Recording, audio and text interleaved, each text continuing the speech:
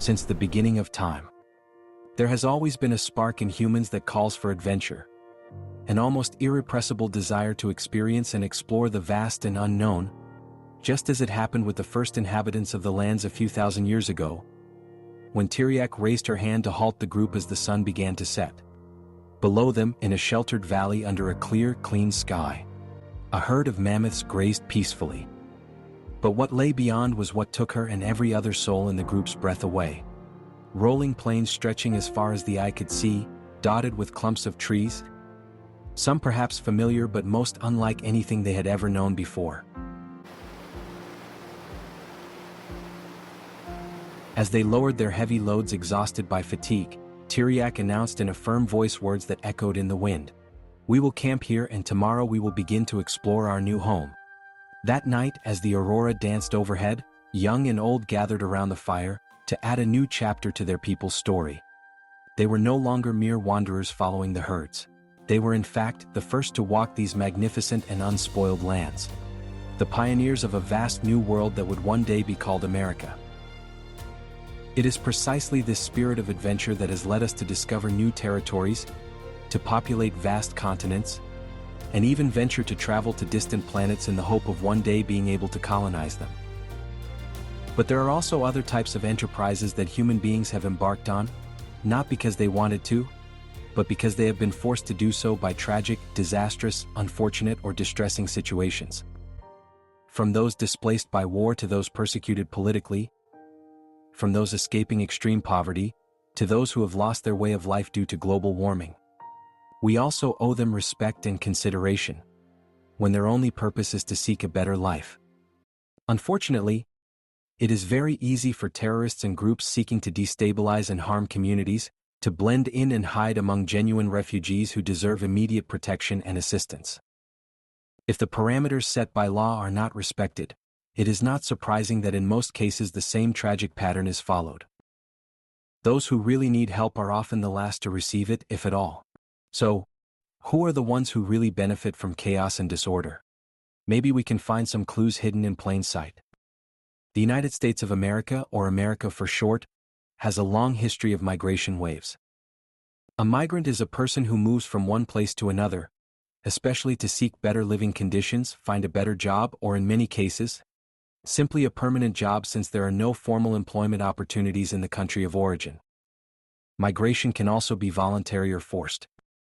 Another examples of migration include economic opportunities, family reunification, fleeing conflict or persecution, better access to services or quality of life, or even due to natural disasters or environmental changes. There may be internal migrants or those who move within their own country, international migrants, or those who move to another country, temporary migrants, or those who move for a certain period of time, permanent migrants, or those who move with the intention of perhaps one day returning to their country of origin but for different reasons, never return.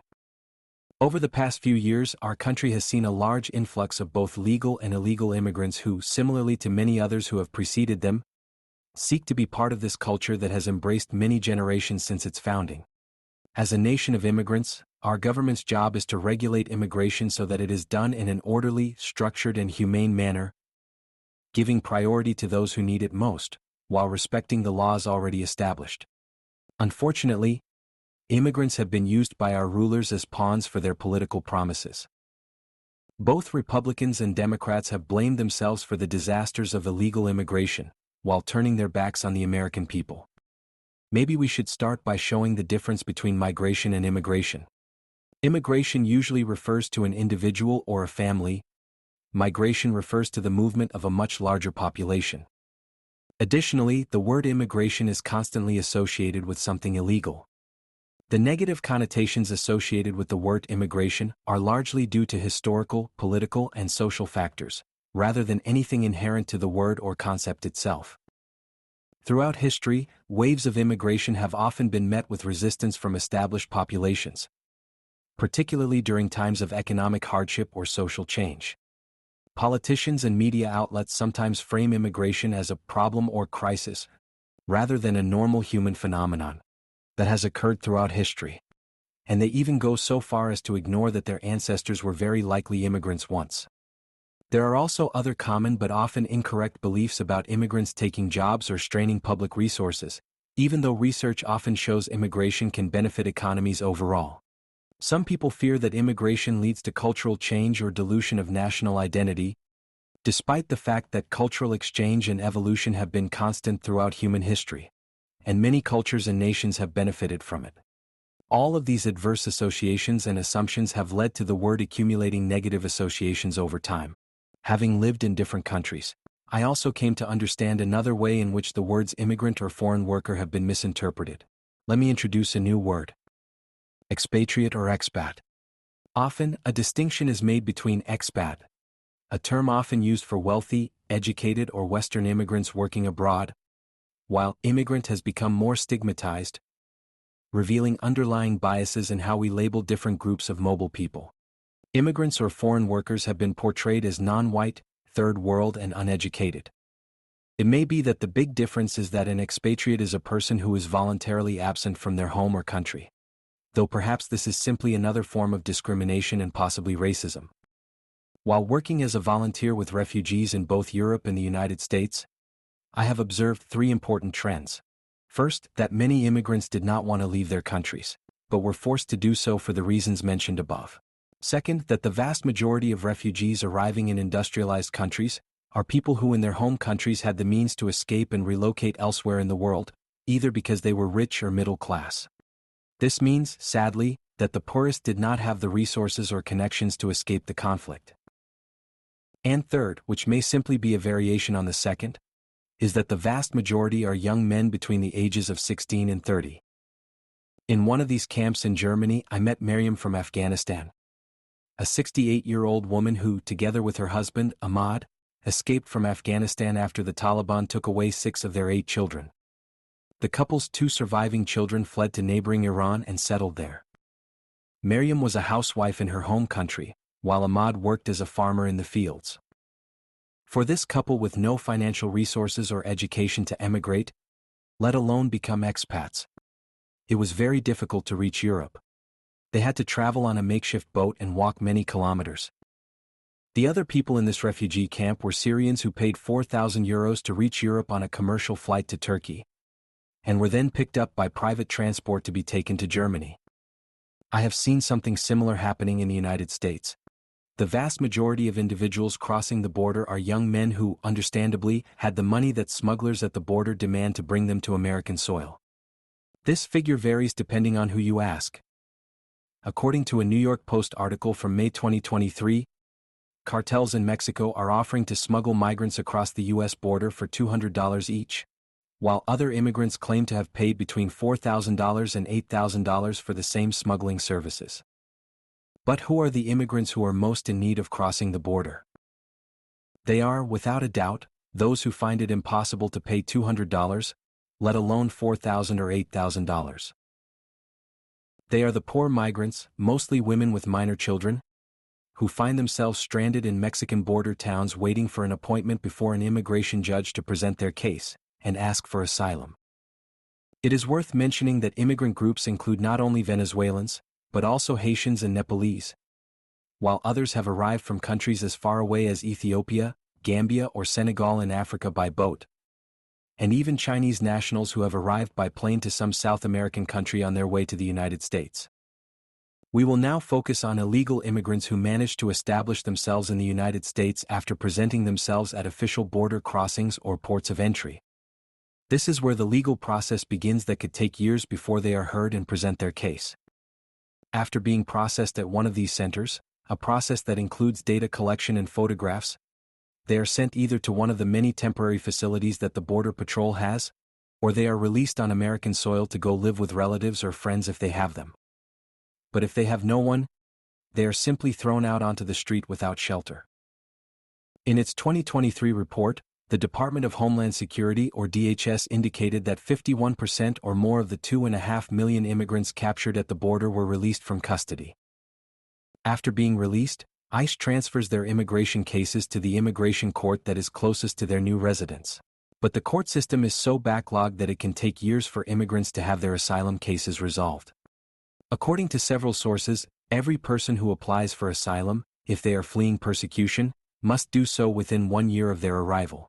But as we just mentioned, the immigration court system is so backlogged that it can take years for immigrants to have their asylum cases heard or decided. In the meantime, it is expected and trusted that applicants must show up to court when they get a hearing date. However, this is not always the case. Although statistics show that most of them do, many will not, getting lost among the countless faces of undocumented immigrants living in the shadows. This is where the lack of planning becomes a matter of internal security for our communities. In this investigation, we will discover some of those who benefit the most or in part from the chaos in which the immigration system finds itself, which could be defined as my mother says, it's good fishing in troubled waters. Our first interview will be with Delia, whose name has been changed. Delia rents properties in the state of Utah and also works for one of the largest insurance companies. Utah has seen a large influx of immigrants, both legal and undocumented. This large number of people who have called Utah their new home have changed the landscape and enriched the culture of this conservative state. Although the state's new residents include not only foreigners but also American citizens from other states such as California, our emphasis will be on newcomers to the country. Immigration from California or other states will be discussed in more depth in another report. In the following conversation, Delia talks about her experience with illegal immigrants both in her job as an insurance agent and in her real estate business. According to Delia, some cities in Utah have become very dangerous, due in large part to the arrival of immigrants.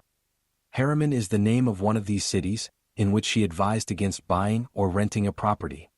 For context, Herriman is a city in southwestern Salt Lake County, Utah, with a population of 55,144 as of the 2020 census. What I do advise you, if you are going to rent, is to rent in Kearns, Taylorsville, or West Jordan. Don't go to Herriman. Herriman used to be very nice, but now there are a lot of people who have come from out of town, especially people who have come from Venezuela. Herriman has a very high level of crime. Herriman is very dangerous right now. A friend bought a beautiful property because it was beautiful. Before there were luxury houses, and now they steal too much. Tires are often stolen from cars there. Supposedly, the government gave them financial aid, helped them with papers, with everything, something that was not done for immigrants from other countries. Biden put all that law in place. Herriman, like many other cities in Utah, has experienced very rapid growth in recent years. Unfortunately, as a city grows, the crime rate typically increases as well. To see how this city compares to other cities across the country, we'll use data from crimegrade.org, an organization that, according to its website, gathers all available data from all available police departments. So, is the city of Herriman in Utah safe? The A rating in green means that the crime rate is much lower than the average U.S. city. Also, according to the website, compared to surrounding cities, the crime rate in Herriman is lower. The table below shows the crime ratings for cities near Herriman, including neighboring cities such as the wealthier Draper, which receives an overall crime rating of B. But what about home prices and the overall real estate market in Herriman? I'm no real estate expert, but according to this chart from redfin.com, properties in Herriman follow national trends for expensive housing. They gave them accommodation, food, they paid for everything. They came to the places that looked expensive and nice to live. They gave them all the privileges, as if they were a person born here. The bad thing is that crime has increased. And the problem is that until they clean up the crime, they will continue to commit it. Yesterday they said on the news that they raided some massage parlors, and they were houses of prostitution for people, for young Venezuelan girls. Let's analyze how true Delia's statements are. According to many users, it seems to be more common to see ads advertising massages for men on Facebook Marketplace. But the number of ads promoting these services has probably remained constant. After all, it's a matter of supply and demand. When Craigslist was popular, it was quite common to see these types of ads there too. Delia also asserts that undocumented immigrants have access to public services such as medical services and other benefits. Let's take a look at the following information from the United States Citizenship and Immigration Services website. Can undocumented immigrants receive emergency medical care in Utah? The answer is yes. Their children can also access public schools in Utah. just like any other child living in almost any country in the world, regardless of their immigration status. They can also receive food assistance or SNAP benefits if they meet the eligibility requirements. Illegal immigrants are not eligible for unemployment benefits or most housing assistance programs in the state of Utah. They also cannot receive financial assistance for energy bills, but they can have access to mental health services, which benefits everyone in the communities at large. There are no child care assistance programs for illegal immigrants, and they have only limited access to community health centers. Their children can get Medicaid if they meet the eligibility criteria. While it is true that there are many services available for undocumented immigrants, that does not mean that everyone receives them. The vast majority do not go to routine checkups for fear of being deported, only if it is an emergency. It is worth mentioning that these services are also available to foreigners visiting the country with a tourist visa. I was actually going to buy a property there, but now the market has gone down. For example, I work at a car insurance company, and when someone says they are Venezuelan, the company charges them the full amount of coverage, because otherwise they can't get insurance. Why? Because sometimes they crash their cars into each other. They get very high insurance policies with super high coverage. And I thought it was a lie. I didn't think it was like that, until I saw the insurance company rates for that specific place. If you say you live in Herriman, the insurance there is higher than if you say you live in South Jordan or West Jordan. And the insurance depends on the area you live in. Depending on where you live, they charge you the rate. If you are from Venezuela or not, it affects them, their prices. I have seen it because, let's say, sometimes someone comes with Mexican nationality, or they have a Mexican license. Their rates are not as high as when you say they are from Venezuela. Colombia not so much, but Venezuelans very high. They are like above $300 or $400 when they don't have a record, but when they already have a record or something, it increases, and one payment only, and so the insurance company asks for it. You have to charge them for the 6 months. But how much truth is there in Delia's statement about car insurance? When calling some of the country's leading car insurance companies, these were their responses. Thank you for calling the Allstate office. You're in good hands. Para español, oprima el ocho. Okay, let me get you to someone who can help. One moment, please. Thank you for calling Allstate. This is Marisol speaking. How can I help you? Oh, no, not with Allstate. We can insure non-licensed, expired license, or suspended. It seems that Allstate does not offer insurance for illegal immigrant drivers. Let's see what happens when we call another Allstate agent. Good afternoon. Katie with Allstate. How may I help you? Okay, just one moment. So we can't do that with Allstate if you have a Venezuelan driver's license. I was going to say we do have a sister company, National General. This time, although I received the same response as the previous call, I was given the option of insuring the car through a sister company, which is of course more expensive. Let's see what State Farm tells us. Real Estate Farm, this is Allie. How can I help you? Where do you have a license from? See, we are able to write with a Venezuela driver's license, but State Farm does require that you get a license from the States or from Utah within a year of writing your insurance. No problem with State Farm. An undocumented person can obtain an insurance policy for their car, although a requirement is to obtain a state driver's license within a year. But what will Farmers Insurance tell us? Thank you for calling Farmer Insurance. For service, press 1. For sales, press 2. Para Español, oprime el número 3.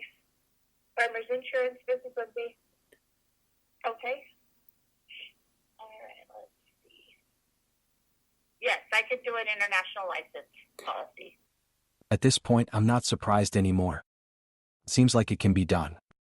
Now let's ask Geico. Thank you for calling your local Geico office. How can I help you today? I'll get you connected to an insurance expert. Good. Geico, this is Melissa. How may I help you? Yeah, you could. Do you currently have insurance? So do you have so you don't have a driver's license right now? Yeah, let's see if we'd be able to get you, did you want to get a quote? Okay. Yeah, it's possible. If there was any doubt, it has now been dispelled. It is possible to obtain a car insurance policy. There is no need to disclose immigration status, and it does not matter if the driver's license is from another country. However, the price of the policy is more expensive, which means more money for car insurance companies. In conclusion, it is true and interesting that car insurance companies offer insurance to people who do not have a valid driver's license or legal status in the United States. Unfortunately, these companies discriminate against American citizens and legal residents. Have you ever gone more than 6 months without car insurance? If that is the case, try to get coverage and you will notice how every major insurance company rejects you. The same thing happens when someone comes from Europe. In most states, driving with a European driving license is not allowed. Moreover, no car insurance company will take into account driving experience in Europe, even if the driver has a valid driving license and car insurance for years abroad. It is also the same situation with healthcare. Whether as a legal resident or an American citizen, no person will receive free treatment or care. It is common for people to postpone essential medical treatments because they do not have health insurance. Isn't that ironic? Living in a first world country that advocates for accessible healthcare worldwide, meanwhile, its own citizens cannot access basic healthcare due to lack of affordable health insurance. But, as mentioned, you don't have to be undocumented to receive government-funded medical services. An LA Times article from August 2015 references the large and growing maternity tourism industry, which involves in many cases wealthy Chinese women coming to the United States to give birth on a tourist visa and applying for low-income health insurance. Once approved, the birth is paid for by American taxpayers. Next, in Delia's claims, we will see if it is possible to open a bank account or obtain a loan while being undocumented. After consulting with some of the country's largest banks, here's what we learned. Thank you for calling U.S. Bank. One moment while I connect you with a banker. Thank you for calling U.S. Bank. This is Andy. How can I help you today? You'll need some sort of identification, either driver's license, passport that is not expired, $25, address, phone number, and email address. You would have to have at least an ITIN. Our first stop was at U.S. Bank. To open a bank account, they only ask for an ID. No immigration status needs to be revealed.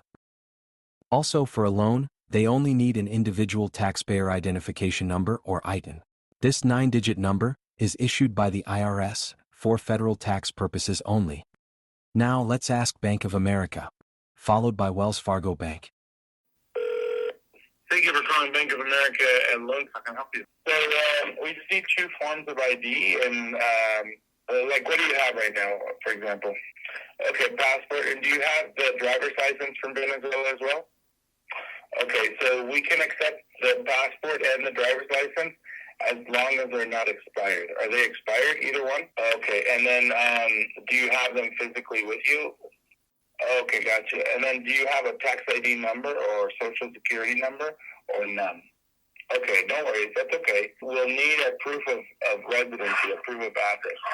So do you, how long have you been in the United States now? Oh, okay, cool. Cool. So we should be able to do it. Yeah, that should not be an issue. We can do that for you. Hi, thank you for calling Wells Fargo. This is Sophia. How can I help you? So you would actually need 2 forms of ID. The first one needs to be primary, like a passport, and the second one could be whatever else you have with your name and expiration on it. After consulting with these banks, we have come to the conclusion that it is not necessary to prove immigration status to open a new bank account or to obtain a loan.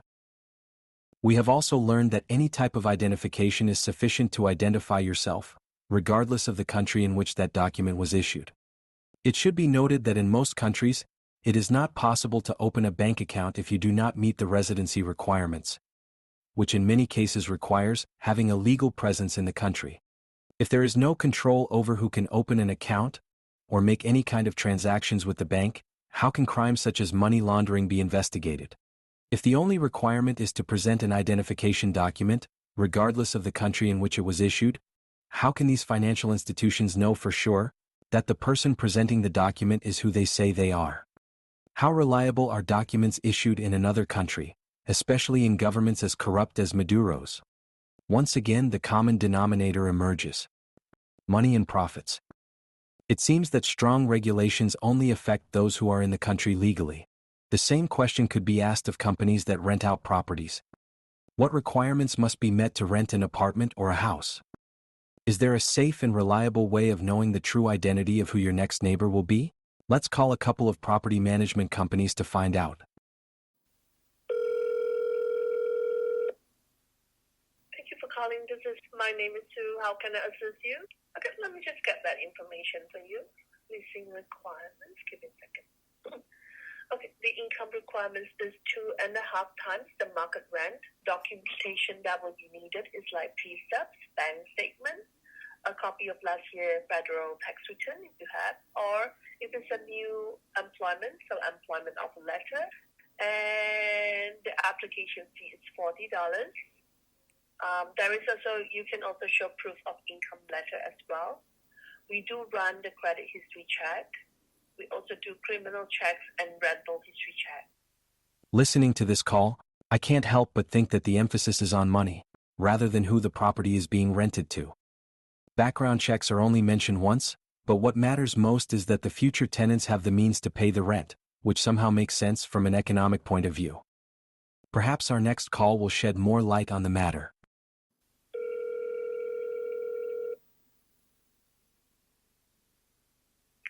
Thank you for choosing apartments. This is Anna. How can I help you?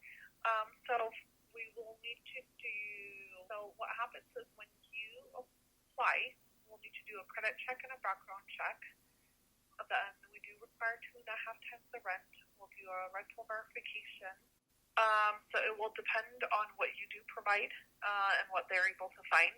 It could lead to most likely a higher deposit. But again, until you apply, we won't be able to know what or offer you. Please note that when the leasing agent says, "It will depend on what you provide," they are not referring to anything criminal or illegal but to credit history, with the consequence that if it is negative, a larger deposit will be required. As we continued our investigation, we discovered that the same thing happens when signing up for a phone, utility or internet plan. The requirements are the same.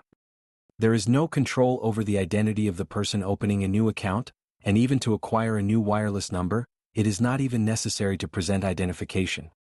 And what happens in companies? Do they really hire undocumented immigrants? Let's keep listening to Delia. They are looking to be Uber and DoorDash drivers. They don't like to do a job like us. They don't work like that. Most of those who come to my office, in fact, to insure their car, prefer that I put for the Uber, Eats, and DoorDash applications. Let's say, out of 10 people, about 6 or 7 ask for that coverage.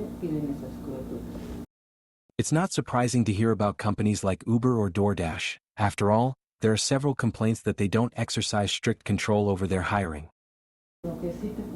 What I can tell you is that Mexicans, undocumented immigrants, no matter how humble they are super hardworking people. They do very good jobs. In fact, the largest companies I have in the office, are owned by Mexicans. They have their own businesses. Before they were undocumented, but now they have papers. It's hard to know who is on the right side and who is on the wrong side, because unfortunately right now there are also big companies that hire undocumented workers specifically, giving them access to everything. Two very important points from Delia's words. First, that immigrant workers are hardworking people, especially from Mexico but also from many other countries. Second, that if given the opportunity, undocumented immigrants will take action to regularize their status, and thus become legal residents and eventually American citizens. Delia also mentioned something that is considered an open secret, that many companies hire undocumented workers directly or indirectly.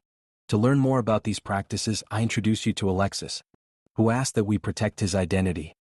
Alexis works in the service sector and has witnessed firsthand common practices in this industry to hire undocumented workers and evade immigration laws. This is what he told us. Fue todos los que se vinieron en las caravanas, les dieron un social motor temporal antes de llegar a su juicio. La mayoría es de fecha de estar para que 3 años, 4 años. tienen 3 años para andar trabajando tranquilo y si se las niegan, no los van a sacar.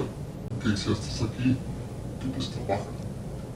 No seas vividor, no seas mantenido. Ya te viniste, te dieron la oportunidad, estás aquí. Vengas a ser un parásito, a ver qué robas, a ver qué haces de desastre. Inclusive nos fuimos a hablar y a decir, gente que lleva años y años viviendo, trabajando, pagando taxes, haciendo todo, que no les pueden dar papeles ante la Hacienda provincial, solo para que estén ilegales trabajando. Que han vivido todas esas, que no hacen nada y les dieron documentos, está como que nada, tranquilos trabajando. Something that caught my attention when I heard it was that the new undocumented immigrants, who arrived in the caravans at the southern border, many of whom crossed into American territory, had already been given documents, although they are temporary, but at least they have a quasi-legal status. But that has not been the case with undocumented immigrants who have been living in the country for years. They have not been given this opportunity, even though many have children born here, have roots in their communities, have worked since they entered the country, have paid taxes, and some have even bought property. La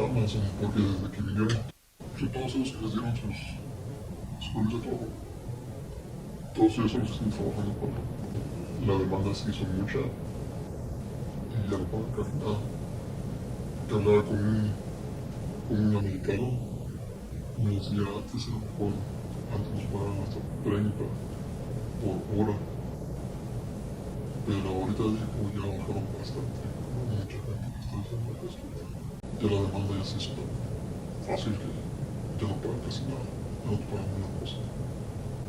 La mayoría que vienen de Colombia y Venezuela solo vienen a manejar, hacer trabajos de suaves, de tirar cosas. Son raros los pocos que vienen. Como ese mecánico que me arregló el carro, es venezolano. Y trabaja bien. Pero no todos les gusta trabajar. Now things are starting to make more sense. Let me introduce you to Amazon. I don't know why, but when it comes to all things controversial, Amazon tends to take the lead. When looking into their labor practices, we found out that Amazon pays $18 per hour to their delivery drivers, a job the company calls Amazon Flex. While $18 may sound like a good wage, the workers have to use their own vehicles to make the deliveries. Out of that money, they also have to pay for fuel, depreciation of their vehicles, insurance, and more. To make matters worse, Amazon doesn't offer full-time jobs for Flex drivers so as not to pay them benefits. Who is surprised to hear this? I wouldn't be surprised if with all the lobbying this company does, they would also support the current chaos for their own benefit. But that's just a wild guess. Alexis also shared with us how some of the big snow resorts in Park City, Utah hire undocumented immigrants without raising any suspicion. They use employment agencies, which means that in case of a federal investigation, they are not directly responsible for hiring them, but a third company, the employment agency. But equally, it is not the only industry that uses this dishonest practice. Ella quedó embarazada, tuvo su hijo, y lo pagó en ese carro. Todo se lo cubrieron. Y no pagó nada. Y después tuvo otro niño y la misma cosa. Regardless of the circumstances, healthcare should be accessible to everyone. But in the country there is no affordable health insurance. Who would have thought?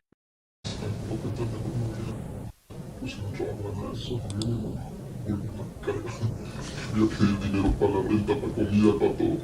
Y me arreglé. Porque la gente me iba a reír. Carros buenísimos. Nowadays, it doesn't sound like a bad idea. After all, it's what many companies encourage their employees to do, apply for benefits. Because the same company doesn't hire full-time employees to avoid paying benefits, among other things like giving vacations or fair wages.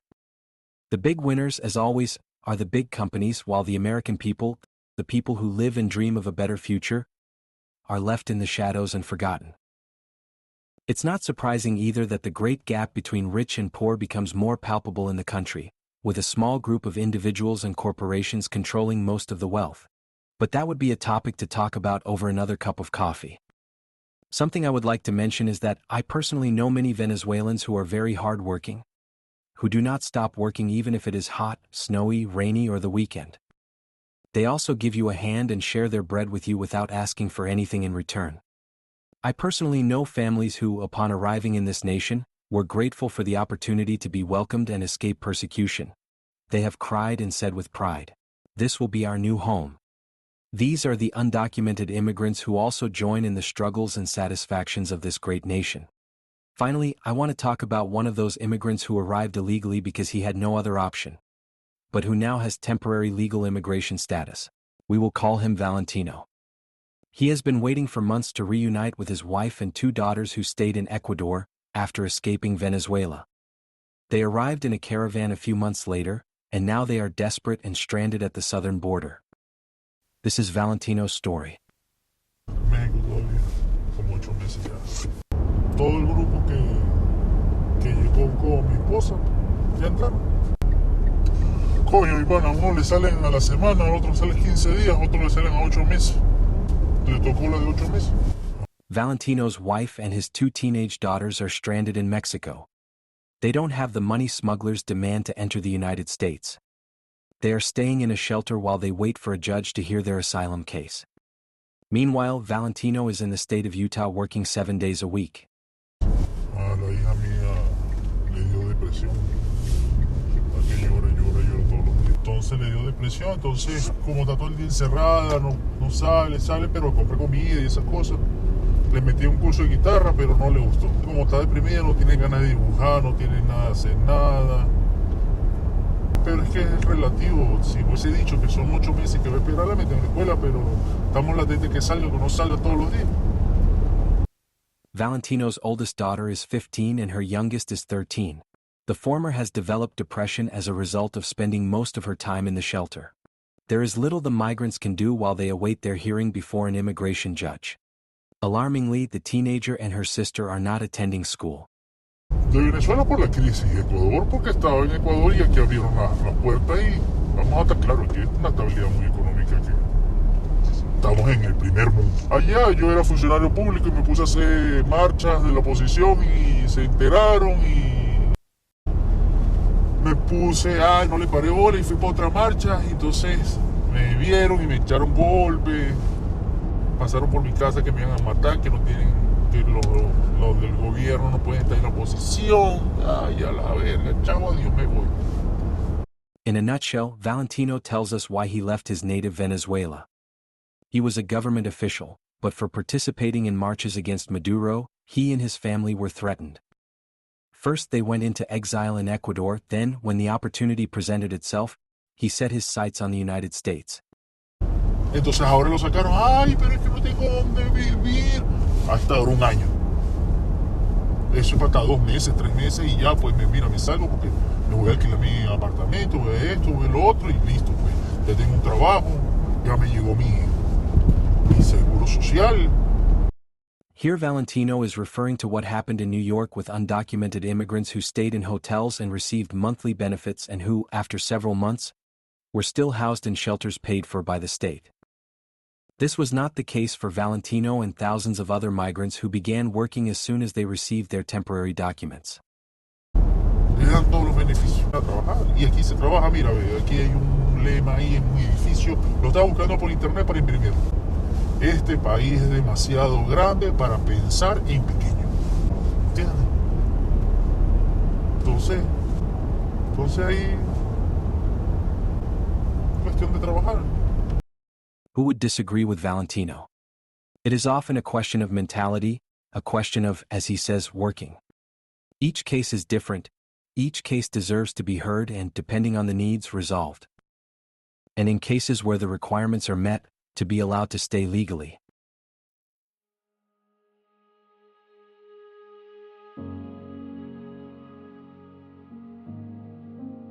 Migration is as old as human history. Just as Tyriak and his group did thousands of years ago. This will continue to happen until the end of time. Throughout history, there have always been groups of displaced people. Groups that have migrated in search of new lands, new opportunities or new beginnings. Or groups that have followed the spirit of exploration. Today is no exception and it is not wrong. But this must be done in an orderly manner, giving priority to those who really need it. It is possible to protect our borders and communities, while opening the doors to people and families escaping tragedy. We can do a better process of vetting immigrants and enforcing established laws, or creating new ones aimed at strengthening us as human beings. To some extent, it is also the responsibility of the United States to help others who have fled their countries, especially given the history of the CIA, which has removed and deposed democratically elected leaders in several countries around the world, because their ideologies did not align with those of this country, or simply to protect the interests of American companies. The door should only be closed to those who seek to destabilize or create conflict. This analysis has made me realize that perhaps politicians don't care much about fixing the immigration system. After all, most of them live in gated communities, with personal security, and in expensive neighborhoods, out of touch with the average citizen. Immigrants living in the shadows are only remembered when it is campaign time, or when a group has to be blamed for economic problems, security problems, or mismanagement problems, to name a few. Lastly, we need to pay more attention to businesses and corporations such as financial institutions, insurance companies, hotels and resorts, food manufacturing companies, construction companies, farms, online retailers like Amazon, and so many others that directly or indirectly profit from illegal immigration, and to some extent support it, because otherwise, if there was faster legalization, they would have to pay fair wages, give benefits, and comply with labor laws, which would greatly affect and impact their finances, their profits. The old saying still holds true. If you want to know the cause of something, just follow the money. Meanwhile, Valentino is still waiting for his wife and children to be given the opportunity to enter the country. Alexis is still waiting for companies to offer better benefits and wages. And millions more, whether American citizens, legal residents, or undocumented immigrants, are hoping that one day the economy will improve, that discrimination will end, that they will be allowed to live with dignity, in safe neighborhoods and attending safe schools. They dream of one day having affordable health insurance, with employers who offer them benefits and decent wages, not forgetting that a nation is as strong as its weakest citizens.